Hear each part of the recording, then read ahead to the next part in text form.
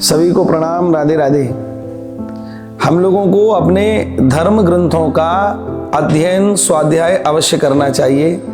धर्म ग्रंथों में जीवन जीने की शैली लिखी हुई है जो हमको प्राप्त होती है।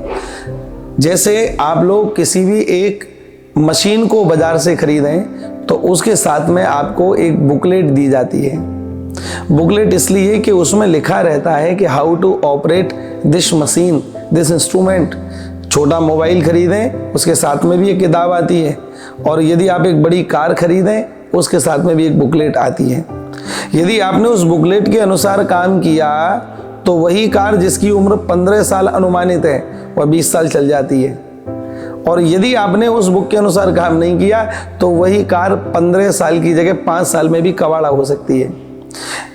जैसे एक मशीन को चलाने के लिए एक बुकलेट का सहारा लेना पड़ता है, उसी प्रकार से इस मनुष्य रूपी शरीर जो एक मशीन की तरह है, इसको चलाने के लिए आपको धर्म ग्रंथ यानी कि बुकलेट का सहारा लेना पड़ेगा। वो बुकलेट कौन कौन सी हैं? हमारे धर्म ग्रंथ, सुंदर धर्म ग्रंथ, जैसे श्री रामचरितमानस। जैसे शुरुआत से अगर बात करें तो चारों वेद श्री कृष्ण द्वैपायन श्री वेद व्यास जी महाराज के द्वारा रचित चारों वेद हैं। ऋग्वेद, सामवेद, अथर्ववेद और यजुर्वेद। इन चारों वेदों के उपवेद बनाए गए, इनकी ऋचाएं बनाई गईं, 18 पुराण बनाए गए।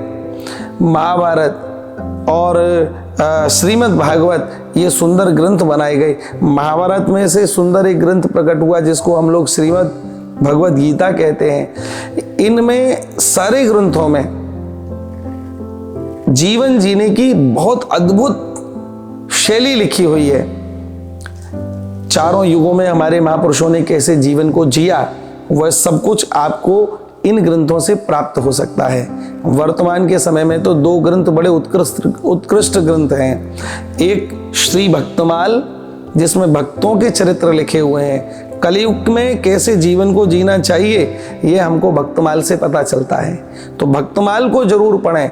और यदि चारित्रिक रूप से आपको मजबूत होना है, आज के समय में भारतवर्ष एक बीमारी से ग्रसित है जिस बीमारी का नाम है चारित्रिक दौर्बल्य।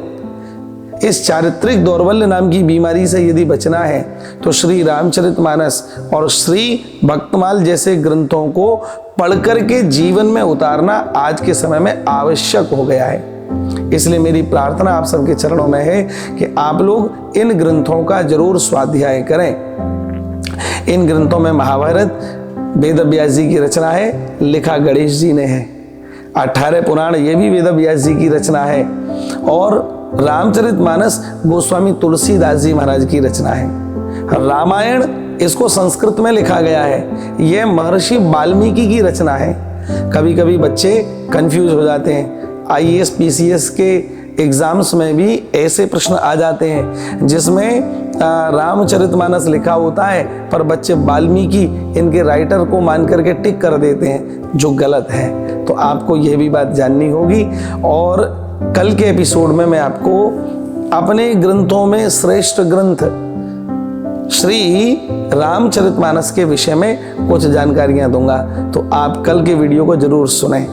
आज के लिए इतना ही, पर धर्म ग्रंथों का आश्रय जरूर लें। विशेष रूप से प्रत्येक दिन एक सुंदर ग्रंथ को पढ़ें और छोटी छोटी बातों को पढ़ करके स्वाध्याय करके नोट करें, और नोट करके न जाने जीवन के किस पड़ाव पर वह काम नोट जरूर करें। जो आपने नोट कर लिया वो आपको जीवन भर याद रहेगा। ध्यान दीजिएगा, डायरी बनाएं और उन अच्छी बातों को लिखें।